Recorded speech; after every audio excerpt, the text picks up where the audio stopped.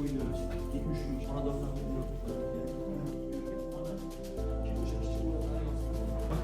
suyla ta'minlayib ichib bo'ladi tutaladi o'sha. Birinchi bölümünü boqcha. O'zbekiston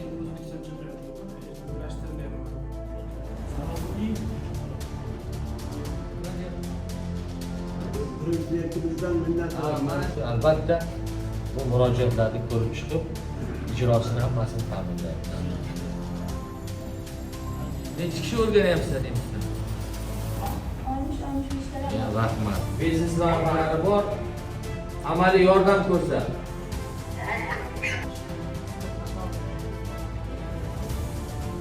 Bir kasbni egallashga harakat qilish kerak.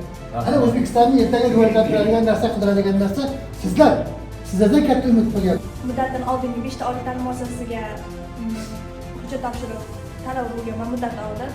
2 ta oltin medal sohibasiman. Germaniyadagi Garvard institutida o'qimoqchiman. Uning uchun menga SAT, IELTS sertifikatlar kerak bo'ladi. Otam ham, onam ham o'qimagan. Oilaviy 5 ta farzandmiz. Mening muammoyim ushbu IELTS bilan SATga to'lov qila olmayman. Shu bo'yicha Qancha to'lov bo'ladi? 4 million. Bo'ldi, biz tuman to'lab beraman. ingliz tiliga ancha nima deydi ishtiyoqi baland ekan, men o'zim to'lab beraman. Rahmat.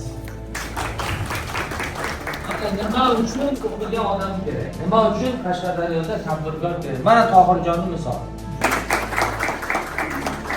Mana shuncha yoshlar bilan bugun muloqot qildik. Albatta men xursand bo'ldim sizlarning takliflaringizni, fikrlaringizni eshitib.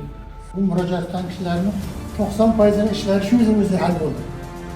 Bunaqa mamlakat, bunaqa yoshlarga bo'ladigan e'tibor juda kam. Mamlakatimiz bundan ham yuqoriroq darajaga ko'tariladi. Rahmat.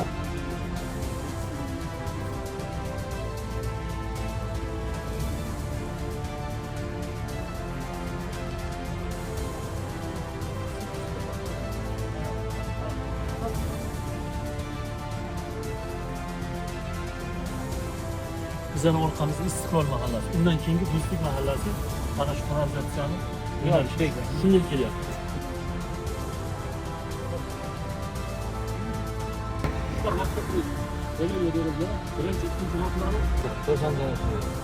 Jami 60 kilometr. 63 kilometr. Ta'mirlashdan keyin 60 kilometr bo'ladi. Qarashinglarni aylanib o'tadi yo'limiz. Massive ishni boshlaymiz.